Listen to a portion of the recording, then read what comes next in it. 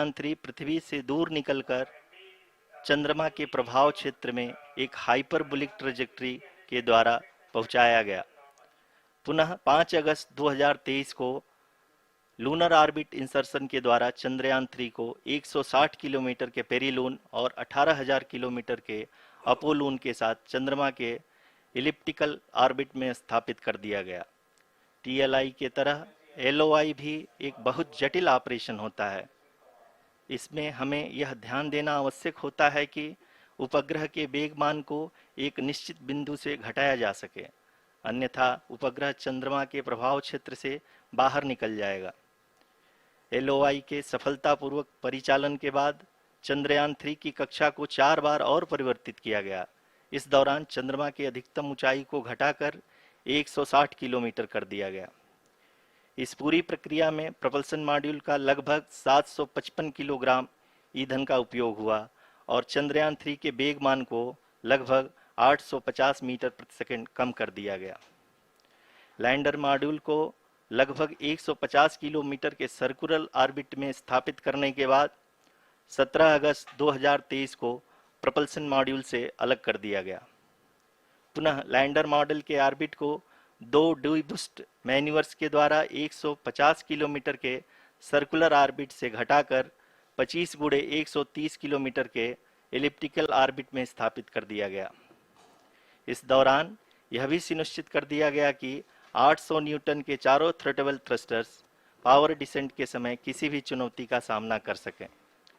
Lander module इस orbit में 4 दिन तक चंद्रमा की परिक्रमा करता रहा ताकि इसके सभी सब सिस्टम को पावर डिसेंट से पहले कार्यात्मक रूप से वेरीफाई और वैलिडेट किया जा सके।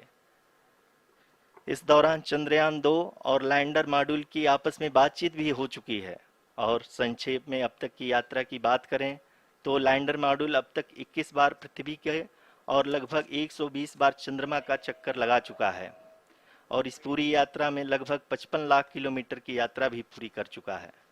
अब तक के इस पूरे अभियान में यह भी सुनिश्चित किया गया कि सारे ऑर्बिट मैन्यूवर्स इस प्रकार किए जाएं कि लैंडिंग साइट पावर डिसेंट की शुरुआत से ही लैंडर के ऑर्बिटल प्लेन में बना रहे।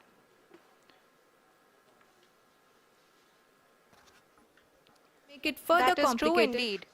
We have arrived at the crucial juncture wherein the orbit plane contains the desired landing site at the start of powered descent. We are also happy to announce that live images from the Chandrayaan-3 lander imager camera is being received continuously. The demonstration of soft landing on the moon's surface is no ordinary feat due to the innumerable challenges and complexities involved. The lander velocity has to be killed from nearly 6,048 kilometers per hour without any aid from the thin and tenuous moon's atmosphere. The lunar dust at the time of landing and the craters and boulders scattered over the moon's surface make it further complicated to achieve this. The new and improved Chandrayaan-3 design has been built after envisaging all the scenarios which the lander module can encounter. With several software improvements, provision for full-level redundancies, a plethora of special tests, namely the integrated hot test, integrated cold test, and lander leg drop tests were carried out for the lander module. The success of these tests has provided great confidence in the performance of all the onboard sensors, propulsion system, and associated guidance, control, and navigation